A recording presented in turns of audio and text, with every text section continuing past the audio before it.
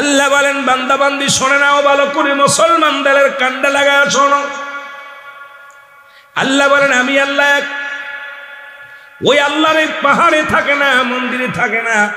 আল্লাহ কোথায় থাকে? আল্লাহর একটা বাড়ি আছে, সেই বাড়িটার সন্ধান জানেননি? আল্লাহর একটা বাড়ি আছে, আল্লাহর একটা ঘর আছে। আল্লাহ প্রতিটা মানুষের মধ্যে বিরাজ করে। কার মধ্যে বিরাজ করে? আল্লাহ বলেন আফি আনফুসিকুম আফালা তুবসিরুন। আল্লাহ বলেন একমাত্র ঈমানদারদের কলবের মধ্যে আমার বাড়ি। ঘর কার? আল্লাহর ঘর আছে। আর সে মুমিন হতে হলে ও দুনিয়ার মানুষ শোনো,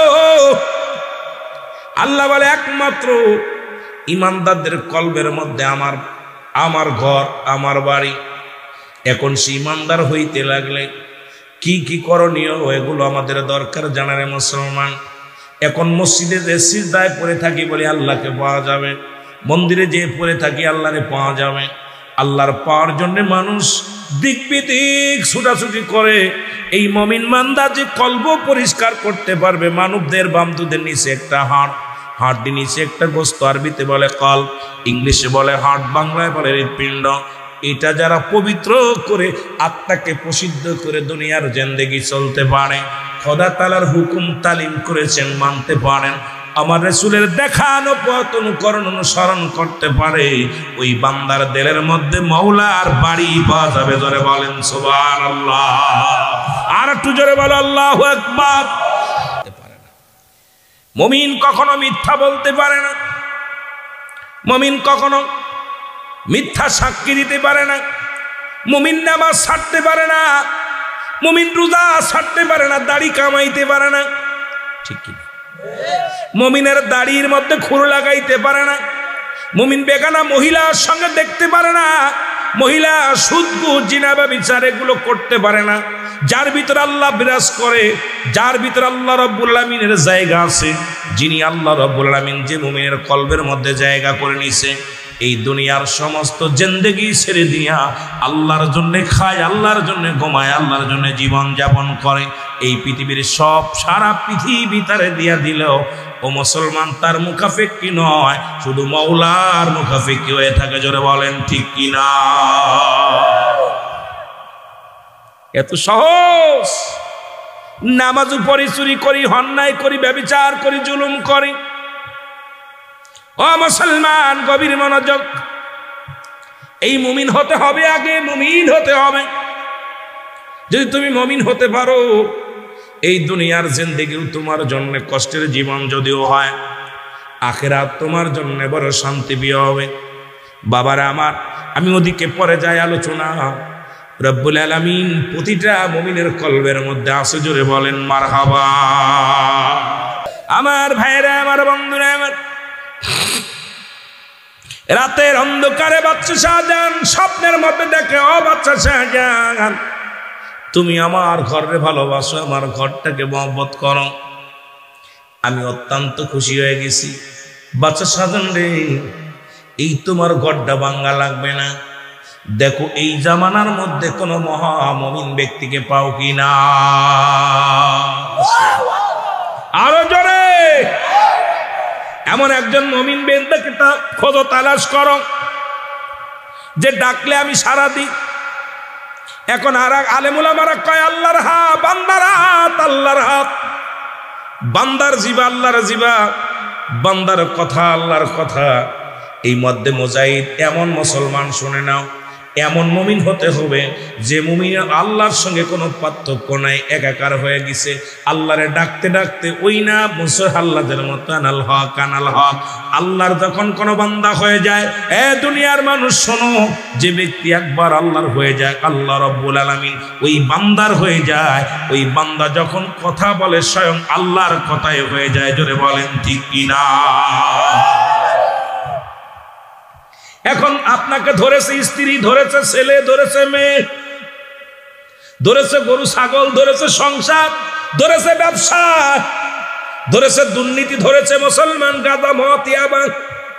দুনিয়া আপনার কেমন ভাবে ধরে ফেলেছে। মাওলারে পায়া তো সহজ নয়।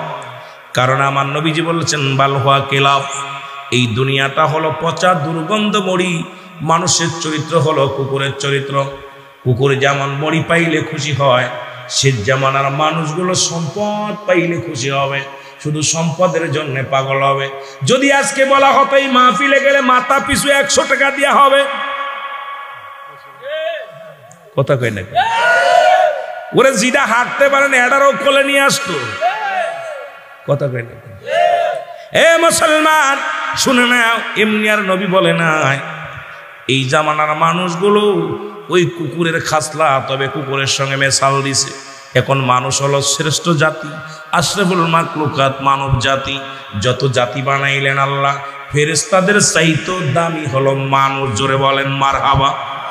জিন জাতির চাইতেও দামি হলো মানুষ, কথা কয় না কেন? এই মানব জাতির অনেক দাম, কথা কয় না কেন? মানব জাতির অনেক অনেক দাম, এদের মর্যাদা অনেক, এদের পাওয়ার অনেক। তুমি আল্লাহকে দেখো নাই, আল্লাহর গুণকীর্ত গুণগান বলেছে নবী রাহমাতুল লিল আলামিন। তুমি নবীকেও দেখো নাই, বলেছে সাহাবে کرام। তুমি সাহাবে کرام কেউ দেখো নাই, দেখেছো তাবে তাবি। মুসলমান শুনে নাও, তাদেরকেও দেখো নাই, দেখেছো আল্লাহর ওলিদের, তাদেরও দেখো নাই, দেখেছো আল্লাহর মাহবুব বান্দাদেরকে।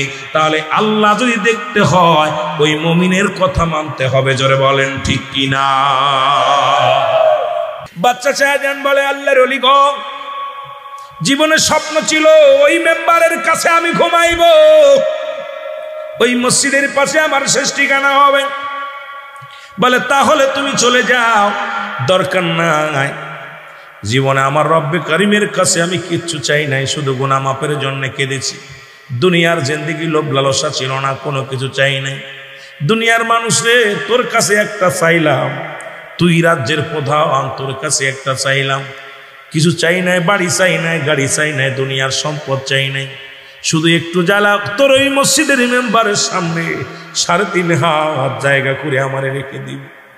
আমি পাগল, আমি আসে, আমি আল্লাহর পাগল, আল্লাহর নাম শুনতে চাই কবরে শুয়ে। আমি আল্লাহর পাগল, আমি চাই মসজিদের সামনে ঘুমাইতেই সুযোগটা আমাকে একটু দিয়া দে। বলে হুজুর আমি রাজি, জোরে বলেন মারহাবা। তাহলে চল বাবা চল।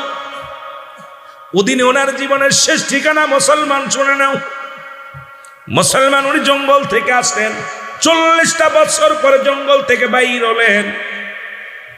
দুনিয়ার মানুষ শোনো, দিলের কান্ডা লাগায় শোনো। এবার উনি আসলেন, ডাক দিয়ে কয় বাচ্চা শাহজাহান তুমি ম্যাপ ধরো, ভালো করে বৈজ্ঞানিক নিয়ে আসো, ম্যাপ ধরো। ম্যাপ ধরা হলো, মসজিদের মধ্যে হাত লাগাইয়া সবাইকে ডাক দিয়ে বলেন ভাইরা মসজিদটা কেবলা নির্ণয় ঠিক হবে, সবাই 2 রাকাত করে নামাজ আদায় করো। সবাই নামাজ আদায় করলেন। এবার বলেন রব্বে কারিমের কাছে আস্তাগফিরুল্লাহ, তওবা করো। তওবা করালেন, তওবা করাইয়া নিজে পাগলটা মসজিদের মধ্যে হাত লাগাইয়া দিয়া ডাক দিয়ে বলে আল্লাহ আমিও তোমার, মসজিদও তোমার, আল্লাহ জীবনে কিছু চাই না, এই মসজিদের মেম্বারের নিচে আমি ঘুমাতে চাই রে আল্লাহ, এই স্বপ্নটা আমার পুরা করো বাকি নেই। আল্লাহ যদি তোমার আশিকরে যদি এই পুরা করে দাও, সারা জীবন তোমার গোলাম ধন্য হবে। এই মসজিদের মেম্বারের সামনে আমি ঘুমাইতে চাই, যেখানে ইমাম সাহেব নামাজ আদায় করে এর সামনে আমি ঘুমাইতে চাই, একটু সুযোগ করে দাও। মসজিদের মধ্যে হাত লাগায়, আল্লাহর ঘর মসজিদে বড় স্বপ্ন আমার। যখন হাত লাগাইছে সঙ্গে সঙ্গে কেবলা নির্ণয় হয়ে গেছে, জোরে বলা যাবে না মারহাবা। আর একটু জোরে বলো আল্লাহু আকবার। এই মসজিদটার নাম হলো জুম্মা মসজিদ, দিলের জুম্মা মসজিদ। এই মসজিদের মধ্যে মুসলমান শোনো, একটু দিলের কান্ডা লাগায় শোনো, যারা দিল্লিতে যাবেন নামাজ আদায় করবেন, এই মসজিদের ডান পাশের পিলারটা ভেঙে গেছে অনেকটা, ওখানে একটা কাঁঠাল গাছ ছিল, এই কাঁঠাল গাছটা ভেঙে ঝড়ে পড়িয়া পাশের কিছু ইট ভেঙে গেছিল, আবার নতুন করে নির্মাণ করেছে। ওই মসজিদের মধ্যে নামাজ আদায় করলে একটা মানুষ যখন দাঁড়ায়া যায় ওই মানুষটা মনে হয় 4-5 জন পাশে দাঁড়ায় আছে। যখন আপনি তখন কাকামত দিয়া দাঁড়ায় যাবেন, দেখবেন মনে হয় ডান পাশে মানুষ, বাম পাশে মানুষ, সামনে মানুষ, পিছে মানুষ, কেমন যেন একটা আশঙ্ক ভাব লাগে। ওই মসজিদের মধ্যে ঢুকলে একটা শান্তি পাবেন মুসলমান। এই মুসলমান দিল্লির জুমা মসজিদটা আজও পর্যন্ত আছে। আর দিল্লির জুমা মসজিদের সামনে ওই পাগল আল্লাহর ওলি হারে বারেসার কবরখানা আছে। জোরে বলেন আল্লাহু আকবার। যাদের কথা আল্লাহ রাসূল বলে মেরকাত শরীফ মেরকাতের 10ম খণ্ড 722 নম্বর পৃষ্ঠা, তাফসীরুল বায়ান 5ম খণ্ড 524 নম্বর পৃষ্ঠা, রাসূল বলে আলা সাবধান, ইন্না নিশ্চয় আলা ইন্না উলিয়াল্লাহি আল্লাহর তরফ থেকে যারা ওলি হয় লা ইয়ামুত, তাদের মৃত্যু নাই। আজও পর্যন্ত ওই জায়গা শুয়ে আছে। যদি কোনো ব্যক্তি যান দেখে আসবেন, আল্লাহর ওলির মাজারটাও জিয়ারত করে আসবেন, ওই মসজিদখানে নামাজ পড়ে আসবেন। এই জন্য আজকের এই মসজিদ উন্নয়ন প্রকল্পের মাহফিলখানায় আমি আপনাদের কাছে করজোরে দাবি করি, মসজিদকার লজ্জা দিবেন না। যার যতটুকু সাধ্য থাকবেন গোপনে দান করিয়া দিয়ে আসবেন। মুসলমান সভাপতি সেক্রেটারি হাতে দিয়া বলবেন, ভাইজান এই মসজিদের কাজ শুরু করেন, কারণ এই মসজিদে একমাত্র আমার নাজাতের দরিয়া হয়ে যেতে পারে। যেদিন সব কিছু শেষ হয়ে যাবে, কুল্লু মান আলাইহা ফান, আল্লাহ বলে বান্দারে সব কিছু শেষ হয়ে যাবে। যেদিন কিচ্ছু বলতে কিচ্ছু থাকবে না, সেদিন থাকবে শুধু আমার আল্লাহ। যেদিন এই আসমান জমিনের মধ্যে যা কিছু আছে সব কিছু চূর্ণ বিচূর্ণ করে দিবে। আল্লাহ বলে বান্দার এই জমিনটা আমি পুরা তামা বানায় দিব। এই জমিনের মধ্যে যত পানি আছে পানিগুলো পুড়ে ছাই হয়ে যাবে। যেদিন কিচ্ছু বলতে কিচ্ছু থাকবে না, সেদিন থাকবো শুধু আমি আল্লাহ। আমি থাকবো আমার নবীর ভালোবাসা নিয়ে। ও মুসলমান, ওই দিন কাজে লাগবে। কিয়ামতের আগ পর্যন্ত মসজিদগুলো শেষ হবে না। ওই মসজিদে যারা দান ধ্যান করবে, মসজিদকে যারা ভালোবাসবে, ওই মসজিদ তার জন্য সুপারিশকারী হয়ে যাবে। জোরে বলা যাবে না মারহাবা? আর একটু জোরে বলো আল্লাহু আকবার। এই মসজিদটাকে ভালোবাসতে চাই কি চাই না? শুধু এটা না, যার যার মহল্লায় যত মসজিদ আছে, ওই আল্লাহর ঘর যত উচ্চ হবে, আল্লাহর ঘর যত সৌন্দর্য হবে, ততই সৌন্দর্য করার জন্য চেষ্টা করব। যদি টাকা পয়সা না দিতে পারি, মনে প্রাণে ভালোবাসবো আল্লাহর ঘরে। জোরে বলেন ঠিক কিনা? বাদশা শাহজাহান কান্দে আর বলে, মালিক এত সাধনা করে, এত কষ্ট করে সুন্দর মসজিদ বানাইলাম, এত সাধনা করে মসজিদ বানাইলাম, আল্লাহ এই মসজিদ খানা কেন নামাজ হবে না, কবুল হবে না? দ্বিতীয় জুম্মার নামাজ আদায় হয়ে গেল। দ্বিতীয় জুম্মায় একই স্বপ্নের মধ্যে দেখতে পারলেন বাদশা শাহজাহান, এই মসজিদে যত মুসল্লি নামাজ আদায় করেছে, কারুর নামাজ আল্লাহ কবুল করে নাই। জোরে জোরে চিল্লায় বলা যাবেন আল্লাহু আকবার। কারুর নামাজ লা সালাতা ইল্লা বিহুজুরিল কলব, লা কখনো ইল্লা ব্যতীত, হুজুর মানে হাজির নাজির, সালাত মানে নামাজ। তুমি আল্লাহকে হাজির নাজির যেন নামাজ আদায় করেছো, তবু নামাজ কবুল হয় নাই। জোরে বলো আল্লাহু আকবার। একটু আর একটু জোরে আওয়াজ দিয়ে বলা যাবেন আল্লাহু আকবার। তৃতীয় জুম্মার নামাজ হয়ে গেল। কয় জুম্মা? 3 জুম্মার নামাজ হয়ে গেল। অসংখ্য মুসল্লিরা নামাজে দাঁড়াইয়া নামাজ শেষ করে রব্বে কারীমের কাছে দোয়া চাইলেন, আল্লাহ আমাদের ফরিয়াদ কবুল করে নাও, নামাজ কবুল করে নাও। খবর আসলো রাতের অন্ধকারে শুয়ে আছে, খবর আসলো বাদশা শাহজাহান তোমার মসজিদে যত মুসল্লি নামাজ আদায় করেছে, কারণ নামাজ কবুল হয় নাই। কারণটা হয়। বাদশা শাহজাহান কাঁদতে লাগলো, মালিক একদিন নয়, দুদিন নয়, 3 জুম্মা নামাজ আদায় করলাম, নামাজ কবুল হয় নাই রে আল্লাহ। কি অসুবিধা, কি সমস্যা একটু বলে দাও আল্লাহ। খবর আসলো বাদশা শাহজাহান নামাজের জন্য কিবলা শর্ত, নামাজের জন্য শর্ত কি? জোরে বলেন কি? কিবলা। ও বাদশা শাহজাহান নামাজের জন্য কিবলা শর্ত। দুজানের কিবলা হলো রাহমাতাল লিল আলামিন। মুসলমান নামাজের কিবলা হলো কাবা, মুনাজাতের কিবলা আরশে আজিম। বাদশা শাহজাহান, তুমি মসজিদ বানাইছো ঠিকই, তবে কিবলা নির্ণয় ঠিক হয় নাই। এই কারণে তোমার মসজিদের নামাজ কারোর কবুল হয় নাই। জোরে জোরে চিল্লায় বলা যাবে না মারহাবা, আর একটু জোরে জোরে চিল্লায় বলা যাবে না আল্লাহু আকবার। ভারতের মধ্যে বাবরি মসজিদ ভেঙে দিয়েছে, আমরা দুঃখ পেয়েছি, মুসলমানগণ কলিজার মধ্যে লাগছে, তবু আমরা প্রতিবাদ করি নাই। কারণ আমরা মুসলমান শান্তিপ্রিয় মানুষ। মুসলমান গুলো এই মানুষের কষ্ট দিতে জানে না। মুসলমান জঙ্গলিবাদ বিশ্বাস করে না। মুসলমান যারা দুনিয়ার মধ্যে হত্যাকাণ্ড পছন্দ করে না, জোর জবরদস্তি পছন্দ করে না। মুসলিম জাতি হলো শান্তির জাতি। এই জাতি অন্যায় অপরাধ করতে পারে না। জোরে জোরে বলেন ঠিক কিনা?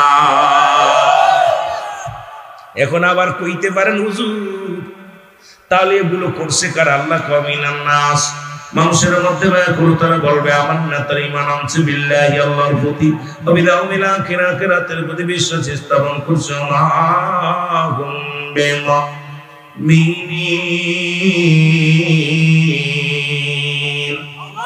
এরে আল্লাহ ডাকতে বলে হাবিব,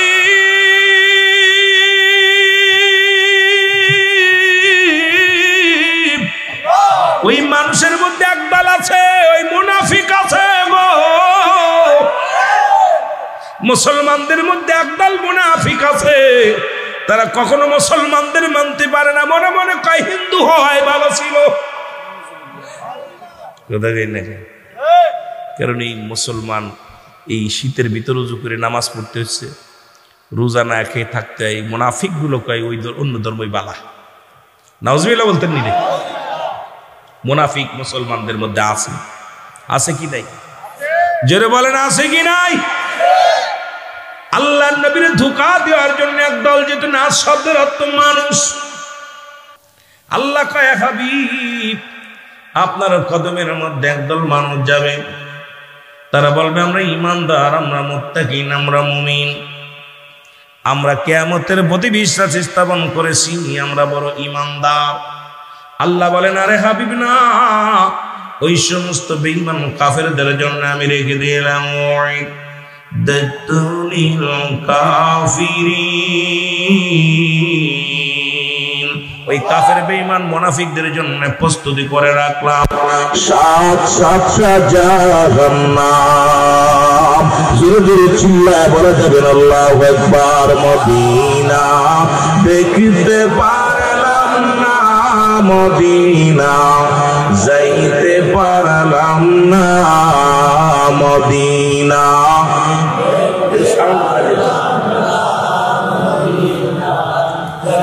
শীত ঠান্ডা পড়ছে তো জোর করে ঠান্ডা গরম করে দেন। মদিনা যাইতে পারলাম না, মদিনা আমি অসহায়, তাই এত দূরে রই, বলো অসহায় তাই দূর থেকে সালাম জানাই, শুধু দূর থেকে সালাম জানাই। মদিনা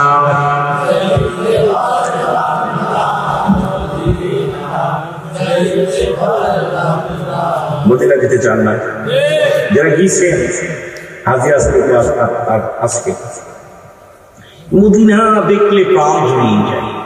সৌন্দর্য, এত সৌন্দর্য, যেদিকে তাকায় সেদিকে মন চায় শুধু দেখতে। জোরে বলে মদিনা দেখতে পারলাম না, মদিনা আমি অসহায়, তাই এত দূরে রই, বলো অসহায় তাই দূর থেকে সালাম জানাই, শুধু দূর থেকে। নাই মদিনা যাইতে পারলাম না, মদিনা মদিনার নাম কত মধু,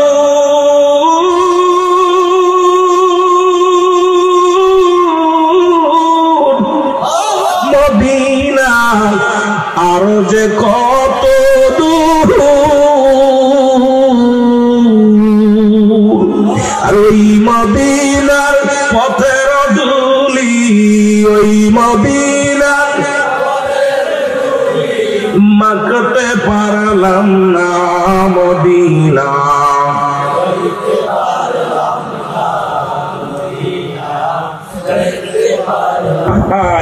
মদিনা যাইতে পারলাম না মদিনা, আমি অসহায়তায় এত দূরে রই, বলো অসহায়তায় শুধু সালাম জানাই, শুধু দূর থেকে সালাম জানাই মদিনা,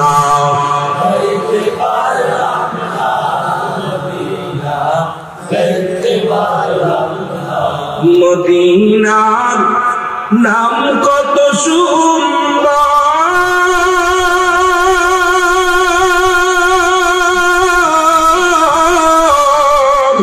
মদিনা কেড়ে সে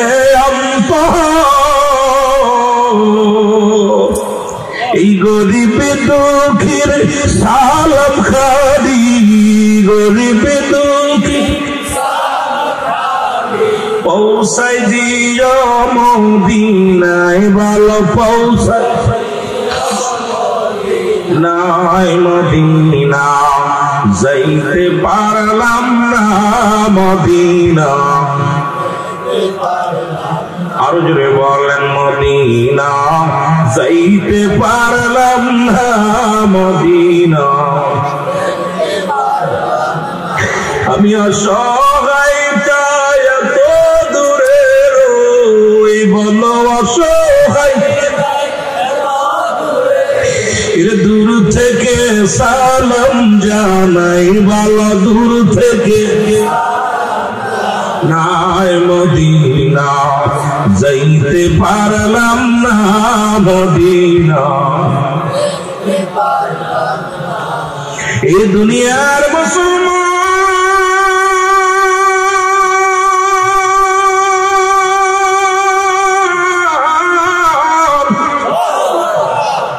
দিলের কান্দা লাগার জন্য শোনব, বাচ্চা ছাড়ার চোখের পানির কান্দার বল মালিক,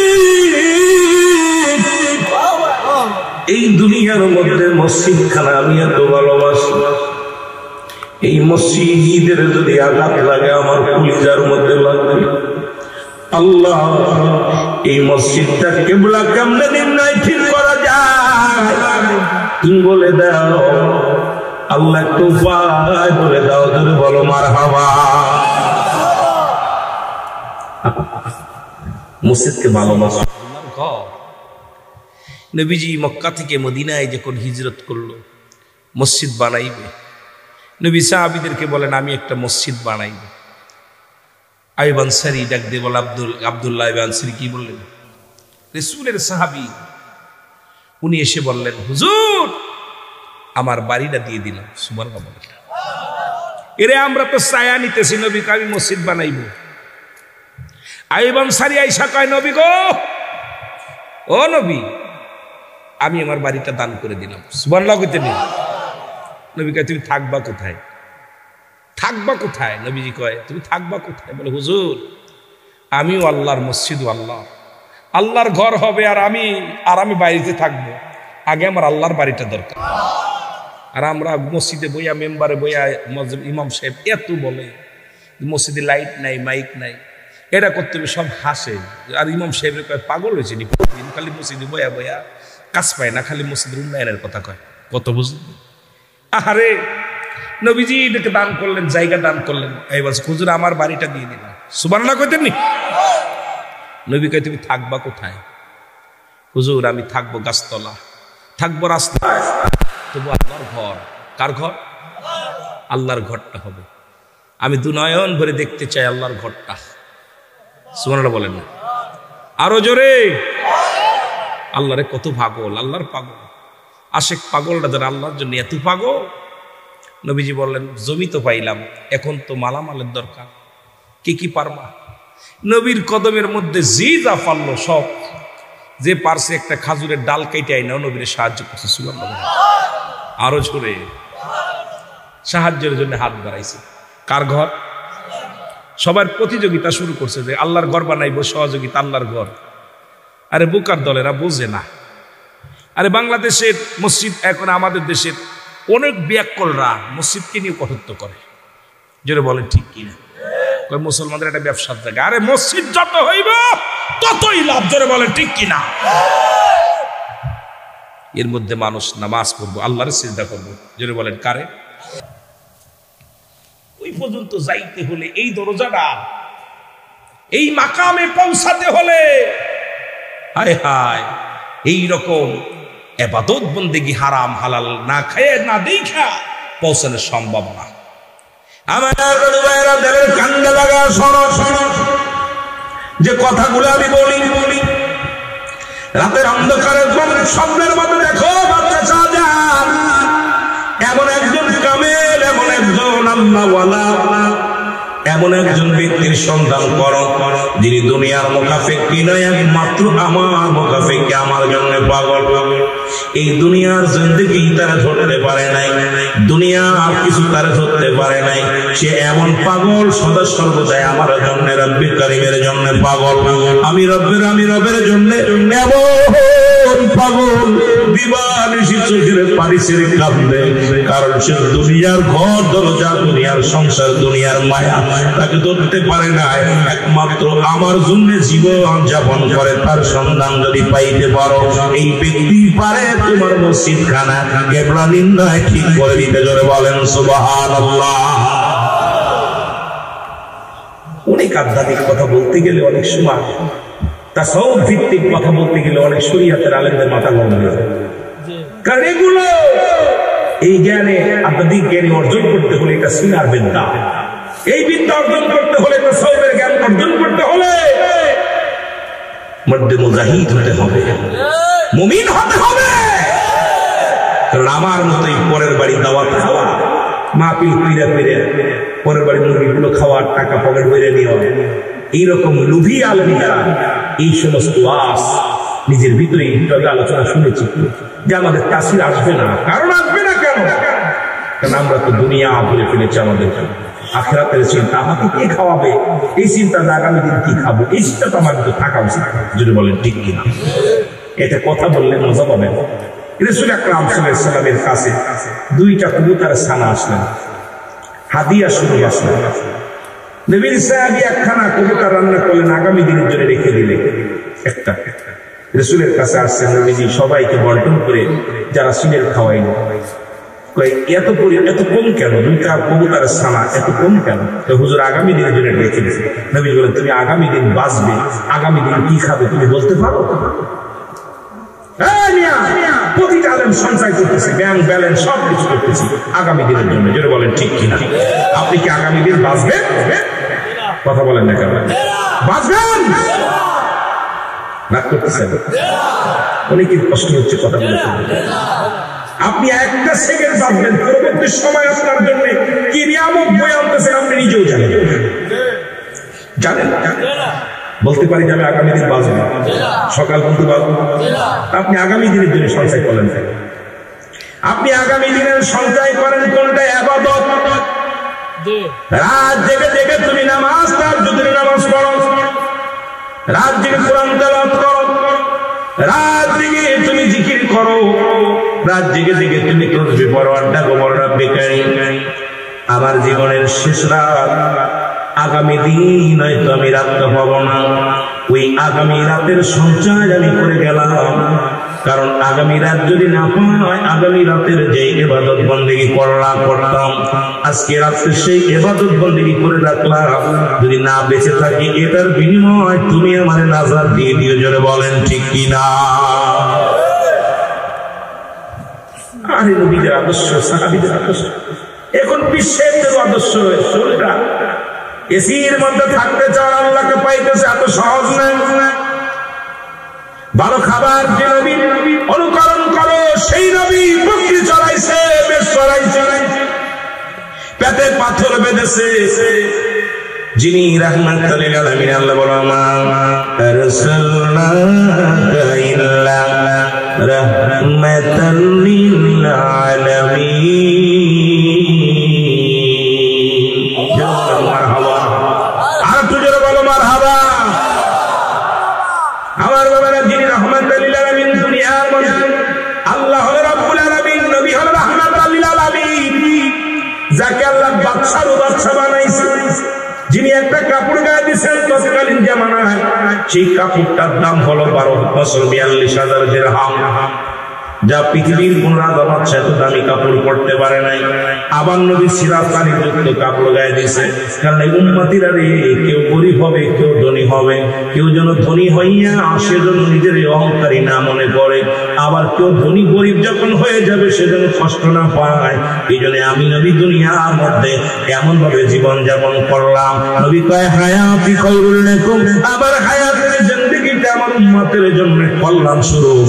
কারণ শরীয়ত সব দিক যেদিকে তাকাইবেন সেদিকে আমার নবীর আদর্শ, সেই নবীর আদর্শ যার ভিতরে থাকবে সে তো গোমরাই হইতে পারে না, সেই নবীর আদর্শ যার মধ্যে থাকবে সে তো মুসলমান নাস্তিক হতে পারে না, সেই নবীর আদর্শ যার ভিতরে থাকতে পারে অহংকারী হতে পারে না, অহমিকা করতে পারে না, সেই নবীর আদর্শ যার মধ্যে থাকবে সেই তো প্রকৃত মুমিন, সেই তো প্রকৃত মুমিন। যারা বলেন ঠিক কিনা?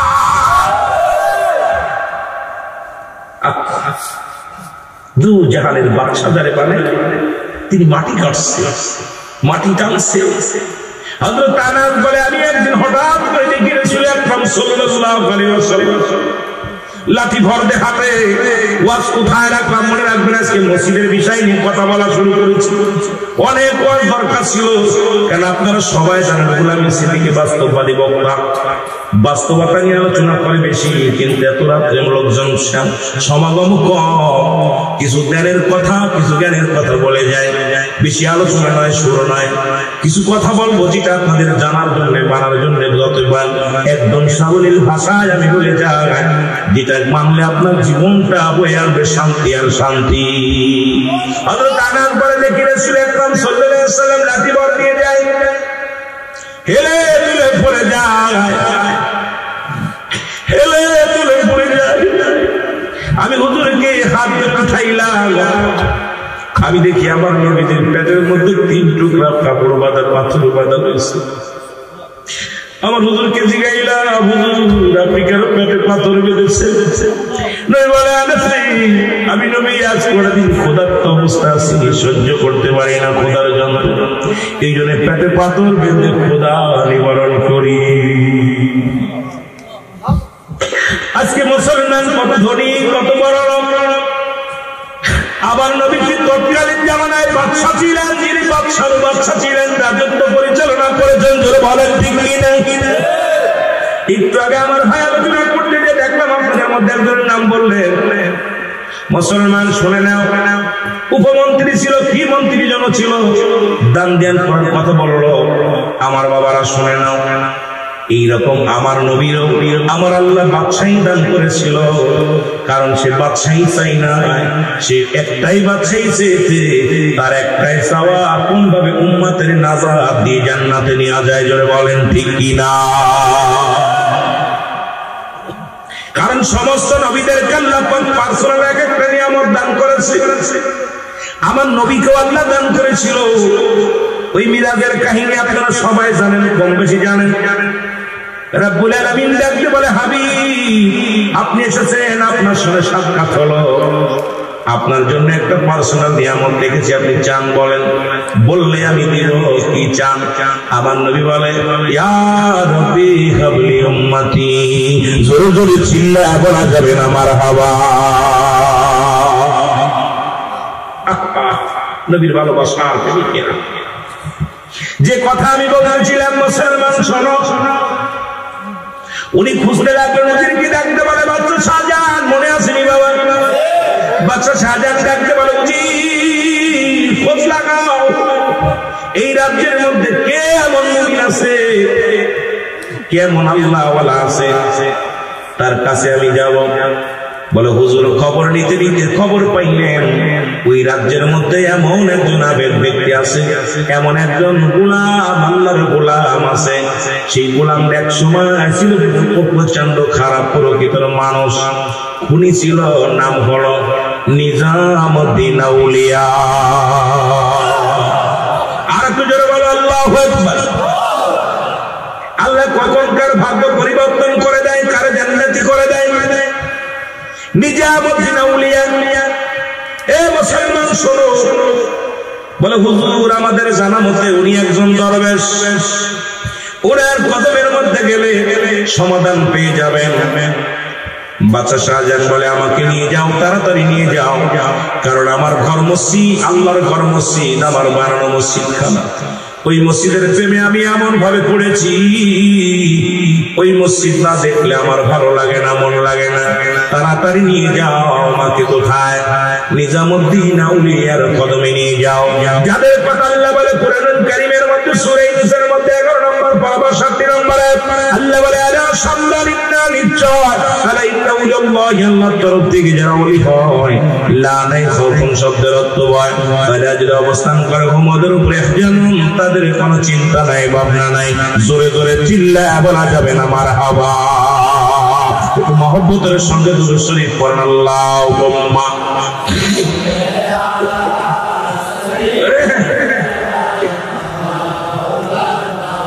আপনাদের কষ্ট হচ্ছে, তবে আপনাদের স্পিরিট দেখে ভালো লাগছে।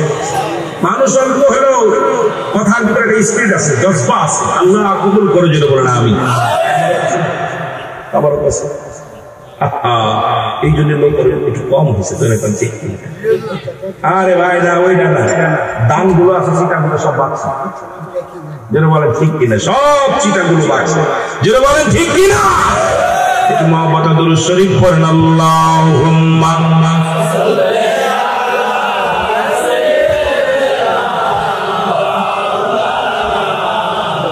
ওয়ালা আলি সাইয়্যিদিনা। ওরে আজিনা হয় কাল তুমি যাইবা কবরে, যাওয়ার বেলাই দেখবে চেয়ে গো তোমার ছবি রইল।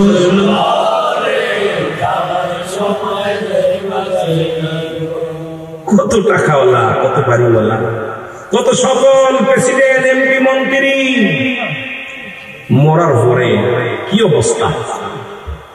আহা, কত টাকাওয়ালা ব্যাংকের অফিসার দেখলাম মারা যাওয়ার পর আপনি ব্রাহ্মণবাড়িয়া কসবার জমিনে ব্যাংকের, সোনালী ব্যাংকের ম্যানেজার ছিল, মৃত্যুর পরে 3 তলা বাড়ি নিচে ফেলে রাখছে লাশটা। 3 ছেলের এক ছেলেও গ্রহণ করে না।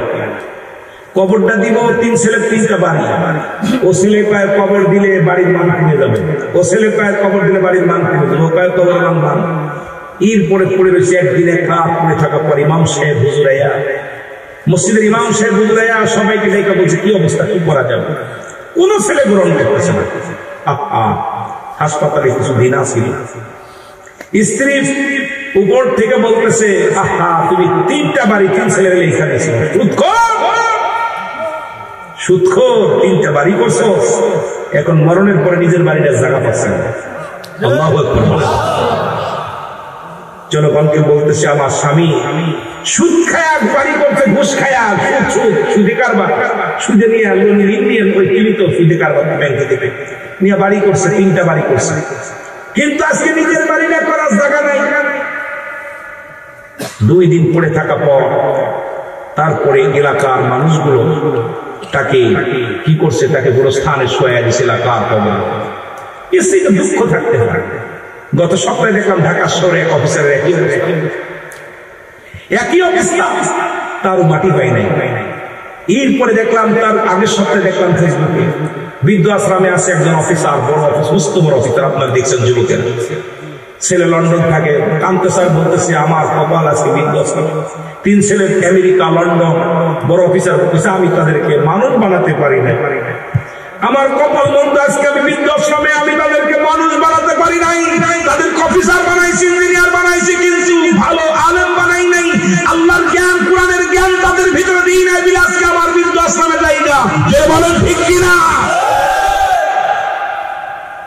এগুলো দেখি আর চিন্তা করি না। কোন আলেমের বাবা মা বৃদ্ধাশ্রমে আমার নজরে পড়ে না, আমার নজরে শুধু পড়ে নাই কোন মুফতি সাহেবের, কোন হাফেজ সাহেবের বাবা মা বৃদ্ধাশ্রমে আমার নজরে পড়ে নাই। আপনাদের করছে না? করছে। অনেক অফিসারের বাবা মা বৃদ্ধাশ্রমে আছে। আমি গত 2 মাস আগে একটা বৃদ্ধাশ্রম আপনার ঢাকা আপনার উত্তরা মাসুম দেওয়ালের, উনি 10-12টা বৃদ্ধাশ্রম করছেন। অত্যন্ত ভালোবাসে আমার, অত্যন্ত ভালোবাসে।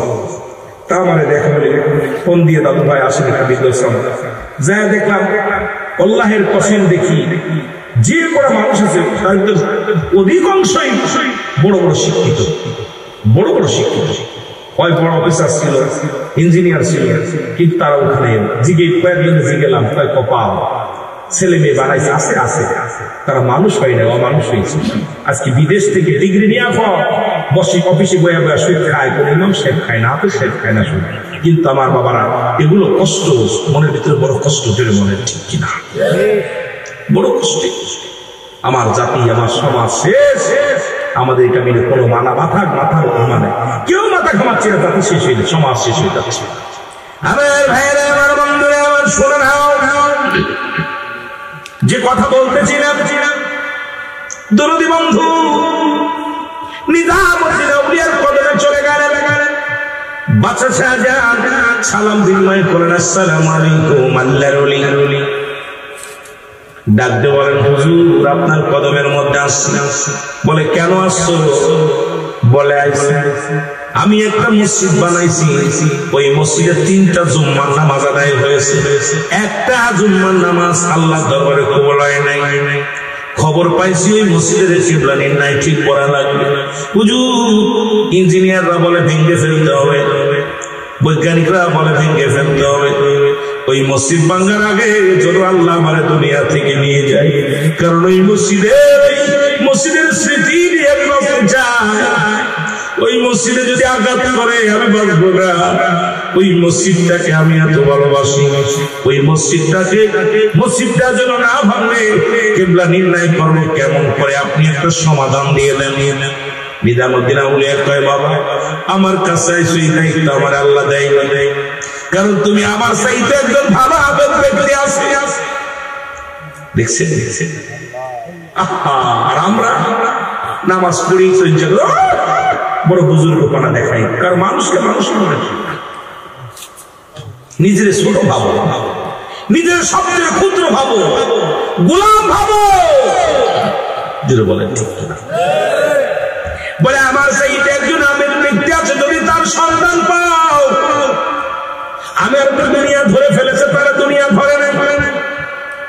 কথা বলছেন? আমার তো দুনিয়া ধরেছে, তারা দুনিয়া ধরে নাই।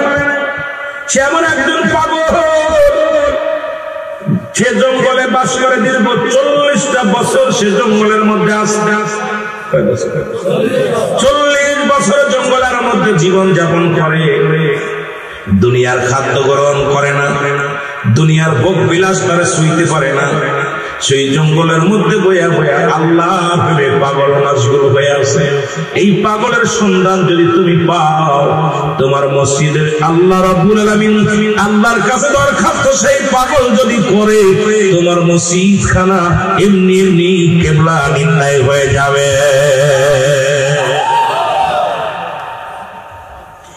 মাহবুব বান্দার কথা বড় কঠিন বাবা। আল্লাহর কামেল ব্যক্তি, আল্লাহওয়ালা ব্যক্তি যখন না বিরাজ হয়ে যায়, আল্লাহ তাআলা সন্তুষ্ট হয়ে যায়। এই জন্য ওই পাগল মানুষের কান দেয় না, ওই কাশফুখোলা মানুষগুলো আলেমদেরকে কষ্ট দিয়ে না, আলেম ওলামাদের কষ্ট দিয়া দুনিয়ায় কেউ শান্তি পায় না, আর পাবেও না। যারা বলেন ঠিক কিনা?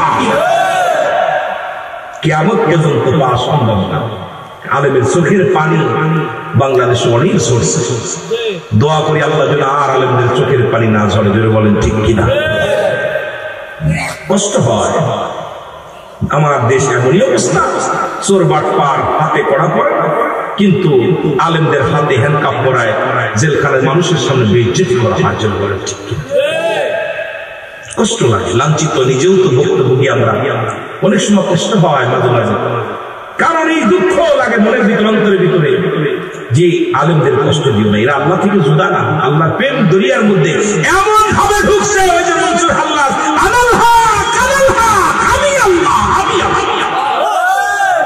শরিয়াতের মৌলবীরা বুঝতে পারে না, তারা মনসুরের কাছে নালিশ দিল যে হুজুর এরা তো কাফের হয়ে গেছে। আমার দেশে অনেক মাজারগুলো ভাঙতেছে, কষ্ট হয়, এগুলো ভাঙেন না, এগুলো ভাঙেন না। যদি কোথাও কারণ চলে, দুর্নীতি হয়, অনৈতিক কাজ চলে, আমরা বসিয়ে এক জায়গা বসিয়ে আমরা সমাধান করি। কারণ এটার জন্য অনেক অমুসলিমেরা হাতে তালি দিচ্ছে।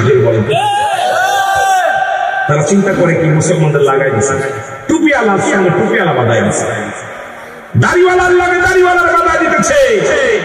ওরা মজা নিতেছে, কিন্তু আমরা বুঝতেছি এই মজা ভাই এর জন্য ইসলামের ফলন হচ্ছে, ইসলামের ক্ষতি হচ্ছে। আমরা বসি এক জায়গায়, বসা পর আপনারা সমাধান এক জায়গায় বসে বলি ভাই এটা বাদ, এটা হক, এটা বাতিল, আমরা সমাধান দিয়ে এক জায়গায় বসি। তাহলে এই সমাধান দিলে মুসলিমেরা হাতে তালি দিতে পারবে না, কারণ আমাদেরকে নিয়ে তারা খেলা করতে চায়। কারণ মুসলমান জাতিকে যত নিচেই নামাতে পারবে তত তাদের জ্ঞান বাড়বে। রাসূলের পাক সাল্লাল্লাহু আলাইহি সাল্লামের লাশ মুবারক ইহুদিরা চুরি করতে চেয়েছিল মরার পর, জোরে বলেন ঠিক কিনা? নবীজির লাশ চুরি হয়েছে, রাসূলের পাক সাল্লাল্লাহু আলাইহি সাল্লামের লাশ মুবারক চুরি করার জন্য ইহুদিরা ষড়যন্ত্র করেছিল। আজও বিশ্বের যত ফিতনা সব ইহুদি খ্রিস্টানদের চক্রান্ত। আমরা মুসলমান বুঝতেছি না, আমাদেরকে কিনে নিচ্ছে। আপনারা বিশ্বাস করবেন না, যারা টেলিভিশনে আলোচনা করেন অধিকাংশ সময় আমাদেরকে ওরা মাসালা লিখে দেয়, এইভাবে বলতে হবে। আপনার মন গড়া মতো আপনি বলতে পারবেন না, বলে এইভাবে বলতে হবে।